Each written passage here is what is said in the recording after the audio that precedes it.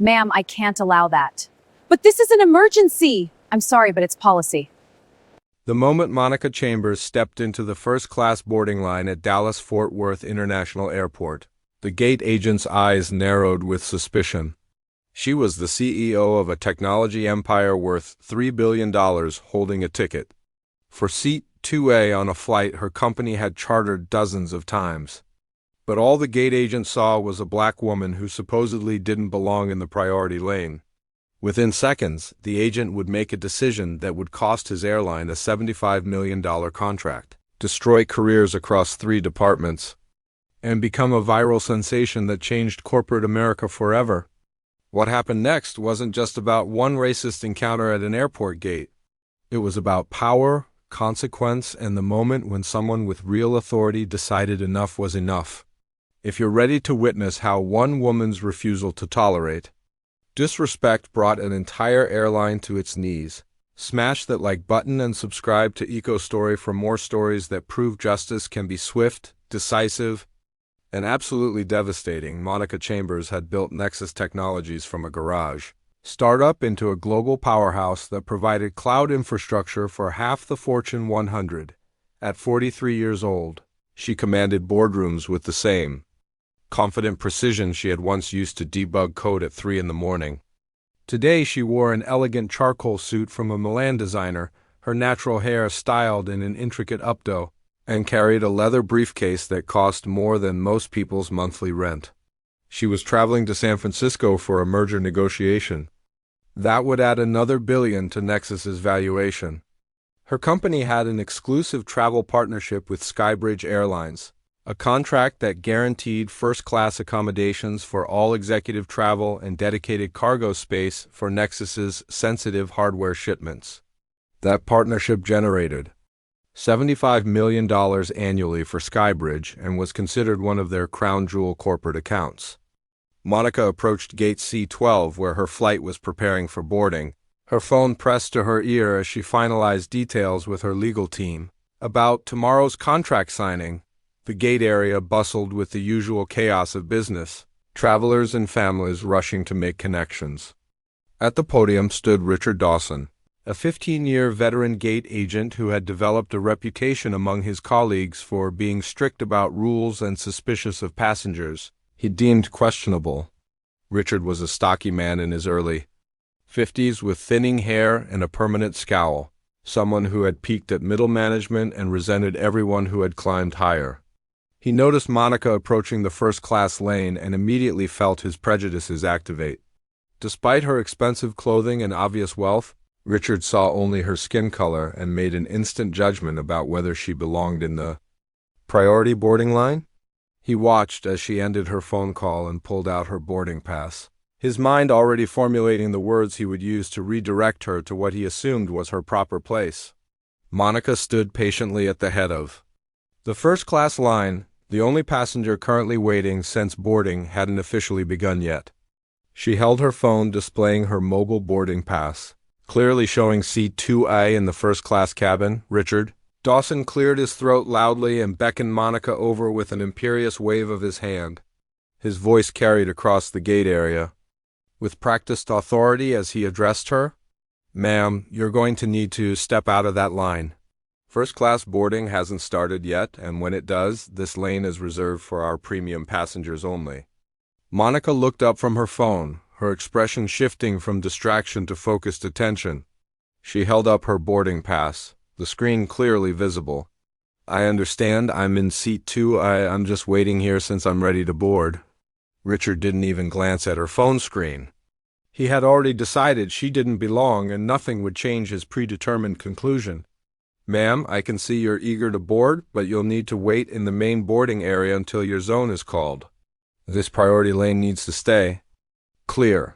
His tone suggested he was doing her a favor by being patient with her supposed confusion. Monica felt the familiar cold sensation in her chest, the one that came whenever she encountered this particular brand of discrimination dressed up as officiousness. Several other passengers had begun gathering near the gate, watching the interaction with varying degrees of interest. Monica took a slow breath and tried once more, her voice remaining professionally calm despite her rising anger. Sir, my name is Monica Chambers. I'm in seat 2 first class. Here is my boarding pass. She stepped closer to the podium, extending her phone so he could clearly see the ticket details. Richard finally glanced at the screen, but his expression didn't change. Instead of acknowledging his error, he doubled down with the stubborn pride of someone who refused to admit they were wrong. I don't care what that screen says. Our system shows first class is fully boarded for this flight. You probably have a gate-checked bag ticket or a standby notification. Either way, you need to clear this area until I call for general boarding. His dismissive tone made it clear he believed she was trying to scam her way into a better seat. Monica's jaw tightened, but her voice remained steady and cold. Check your passenger manifest. Monica Chambers, MBRS. Seat 2, I fly this route twice monthly. Richard made a show of typing into his computer, his fingers moving slowly as if he was humoring a difficult child. Behind Monica, a well-dressed white man in his 60s approached the first-class line carrying a designer bag and speaking loudly on his phone about a golf tournament. Richard's entire demeanor transformed instantly. He looked up from his computer with a bright, welcoming smile. Mr. Peterson, wonderful to see you again, sir. Please come right through. We'll get you boarded immediately. He lifted the rope barrier and ushered the man past Monica without a second thought. The contrast in treatment was so stark, so blatant, that several passengers gasped audibly. Monica stood absolutely still, watching this performance with the kind of dangerous calm that comes right before an explosion. Richard turned back to her, his fake patience wearing thin. Ma'am, you're blocking the boarding process. I'm going to ask you one final time to step aside, or I'll need to call airport security. He reached for his radio with theatrical emphasis. Monica looked him directly in the eyes and spoke quietly but with absolute authority. Call them, I'll wait. Airport security arrived within 3 minutes, 2 officers who looked thoroughly confused about why they had been summoned to deal with what appeared to be a well-dressed businesswoman holding a valid first-class boarding pass. The senior officer, a professional woman named Officer Janet Rodriguez, approached Monica first. Ma'am, the gate agent says there's an issue with your boarding. Monica handed over her phone, her driver's license, and her Nexus Technologies corporate ID badge without a word. Officer Rodriguez examined everything carefully, then walked over to Richard's computer and looked at the manifest herself. Her expression shifted from neutral to barely suppressed anger as she realized what was happening. She turned to Richard with professional coldness. Mr. Dawson, this passenger is clearly listed in seat 2A with a valid first-class ticket. Why exactly did you call security? Richard's face flushed red as he realized his mistake was now being witnessed by airport security and a growing crowd of passengers filming on their phones. He stammered something about needing to verify unusual bookings, his earlier confidence evaporating. Officer Rodriguez wasn't having it. Sir, there is nothing unusual about this booking except your treatment of this passenger.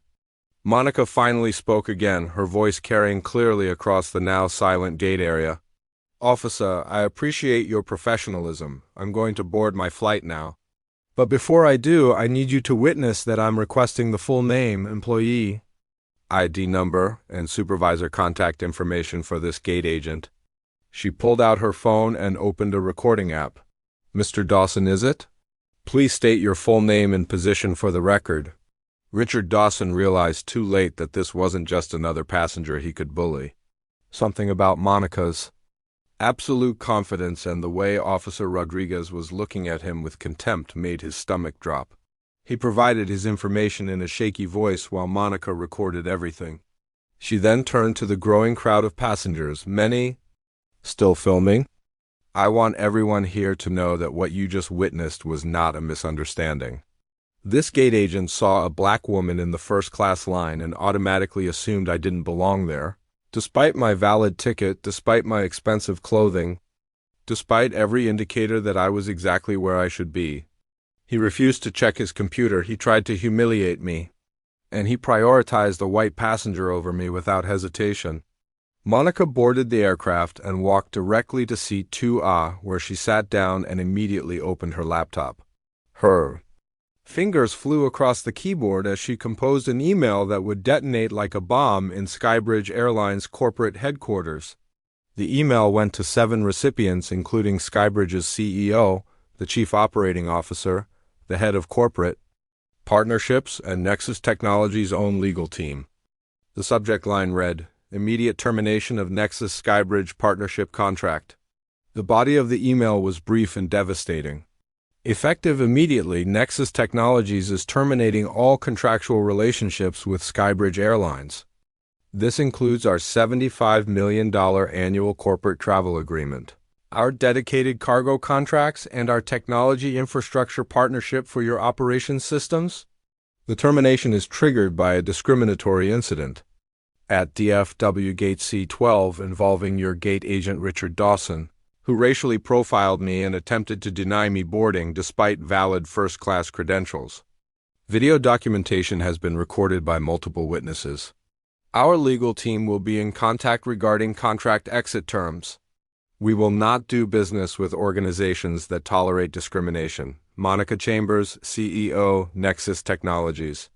She hit send at exactly the moment the plane's door closed. Monica's email reached Skybridge headquarters at 4:17 in the afternoon, hitting like a financial missile during their quarterly board meeting. Within 8 minutes, Skybridge CEO Robert Harrison's phone began vibrating with panicked messages from his executive team. The Nexus contract wasn't just lucrative, it was prestigious, the kind of partnership that impressed investors and elevated the airline's reputation in the corporate travel market. Losing it would create a $75 million hole in their annual revenue and send their stock price plummeting once investors learned why. Harrison immediately called an emergency session, demanding to know what had happened and who was responsible. The chief operating officer pulled up the incident report from DFW Security, watched the passenger-recorded videos that were already circulating on social media, and felt his blood pressure spike. There was no ambiguity, no gray area to hide behind. Richard Dawson had racially profiled one of their most important clients and created a public relations nuclear meltdown. Harrison personally called Monica's number, reaching her just as the plane taxied toward the runway.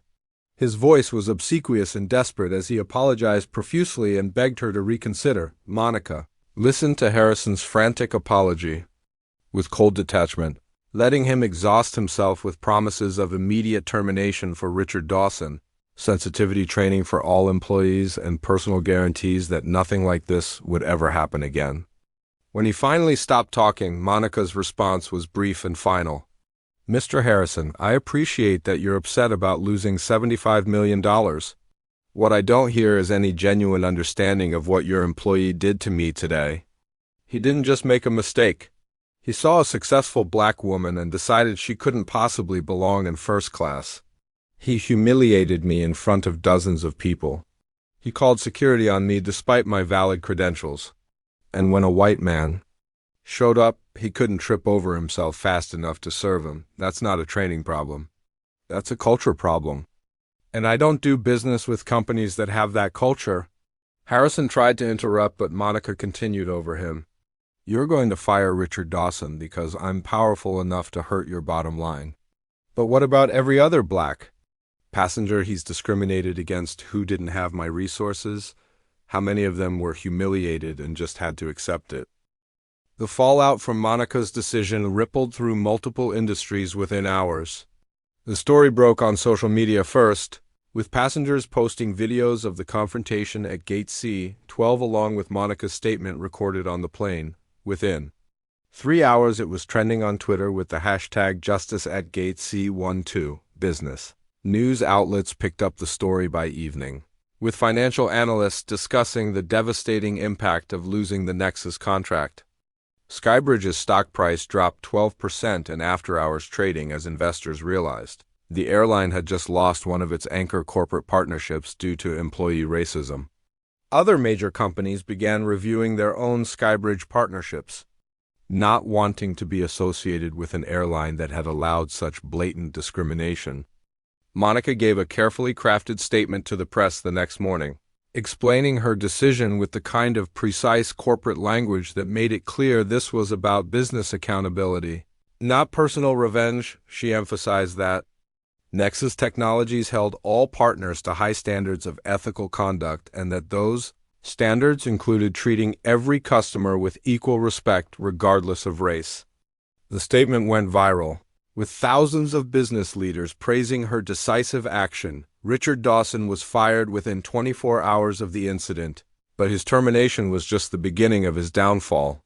The video of his discriminatory behavior had been viewed millions of times, making his face instantly recognizable to anyone who paid attention to viral news stories.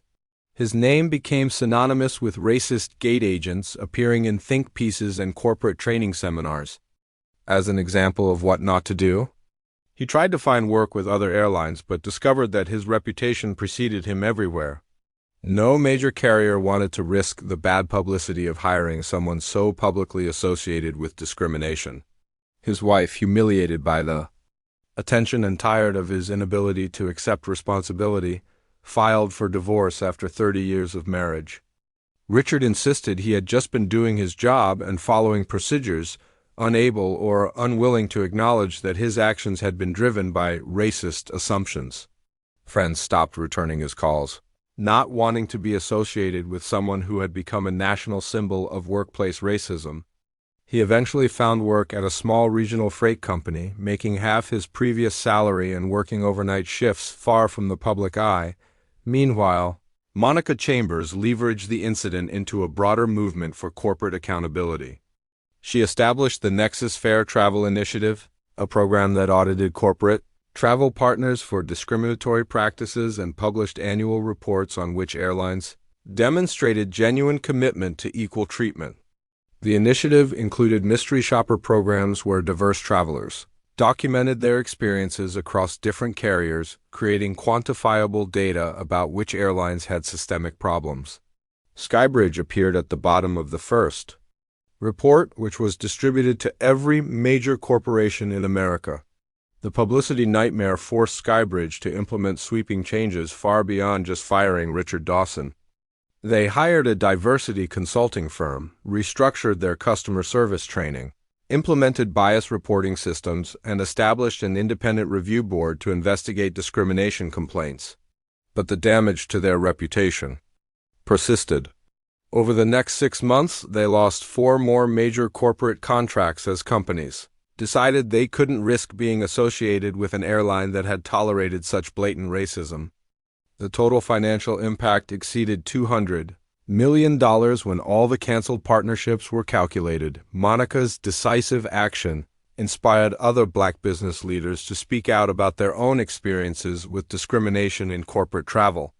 A CEO from a pharmaceutical company shared how he had been questioned about his first-class ticket 3 times in 1 year. A tech founder talked about flight attendants assuming she was in the wrong seat and asking to see her boarding pass multiple times when white passengers were never questioned. A venture capitalist described being asked if she was sure she could afford the champagne service in first class. The stories poured in, revealing a pattern of routine discrimination that successful Black professionals had learned to expect and endure.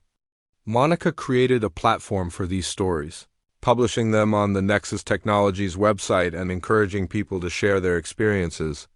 The collective testimony demonstrated that Richard Dawson wasn't an isolated bad actor, but rather a symptom of widespread institutional bias. Airlines could no longer dismiss these incidents as rare exceptions. The data proved they were endemic, and companies like Nexus were done tolerating it. Several other corporations followed Nexus's lead, adding anti-discrimination clauses to their travel contracts with specific penalties for violations. 6 months after the incident at Gate C-12, Monica was invited to speak at the National Business Aviation Conference, one of the industry's most prestigious gatherings. She stood on stage in front of 3,000 airline executives, travel industry professionals, and corporate travel managers. Knowing that many in the audience had been directly impacted by her decision to cancel the Skybridge contract, her speech was direct and unapologetic. She described exactly what Richard Dawson had done, how it had made her feel, and why she had decided that losing $75 million was preferable to enabling a racist corporate culture. She talked about the responsibility that came with power, explaining that when you have resources and influence, you have an obligation to use them to create change. Too many successful people of color had learned to swallow discrimination silently, because fighting back seemed more trouble than it was worth. Monica had decided she was done being silent.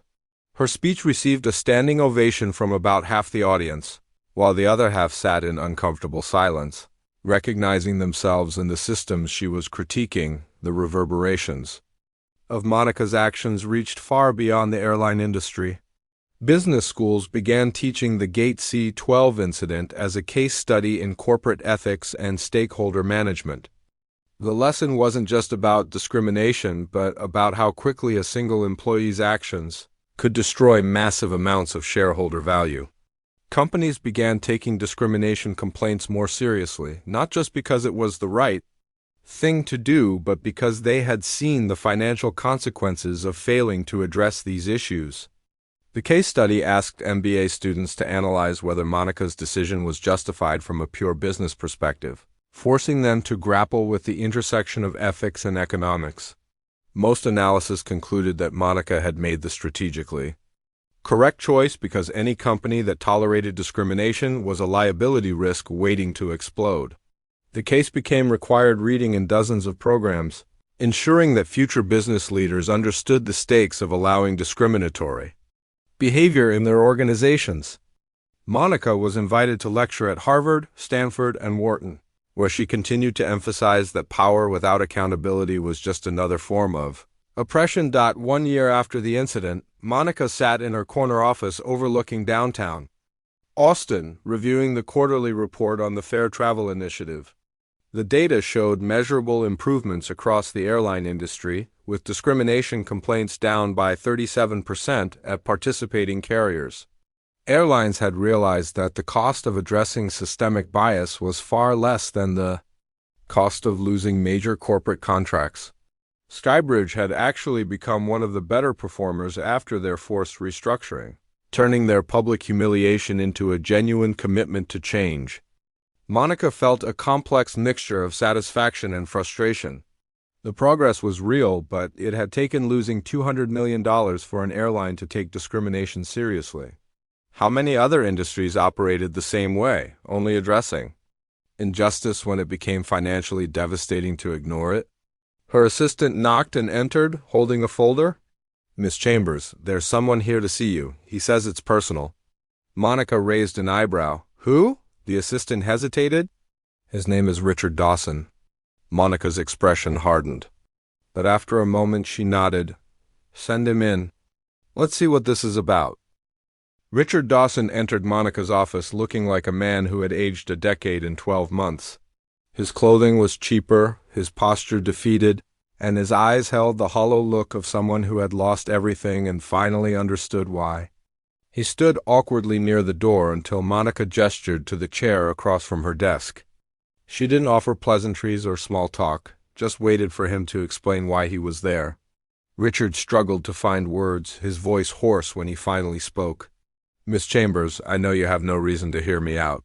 I know I don't deserve your time, but I needed to come here and tell you face to face that I was wrong."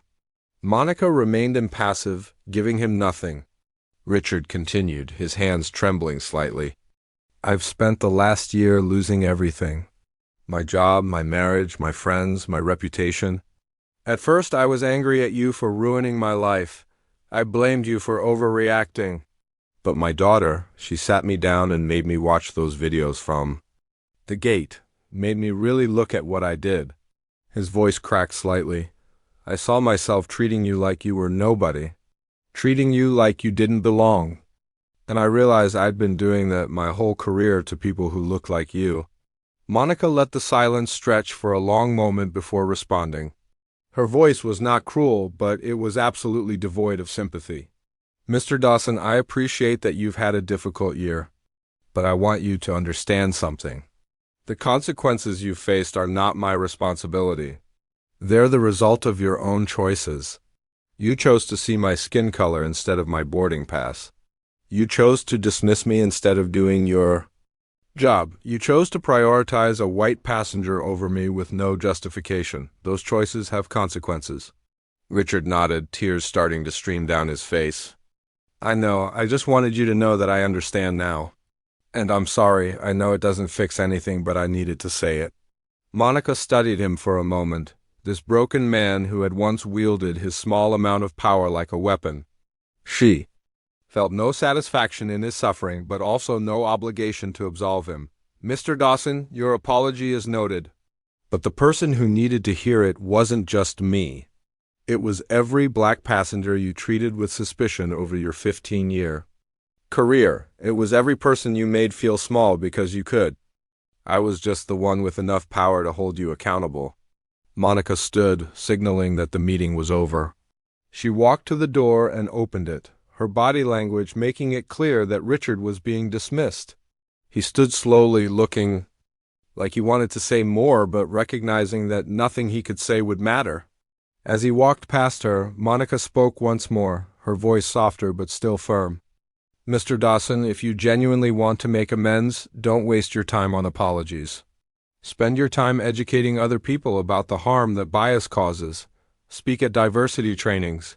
Talk to other gate agents about what you did and what it cost you. Make sure no one else makes your mistakes. That would actually mean something. Richard nodded, unable to speak through his tears, and left. Monica closed the door behind him and returned to her desk. She didn't feel triumphant or vindicated, she just felt tired. The weight of having to teach grown adults basic human decency was exhausting. But if Richard actually followed through and used his experience to prevent future discrimination, then perhaps some good could come from the whole awful situation. She turned back to her computer and continued working as she always did, building her empire and using her power to create the changes that others merely talked about.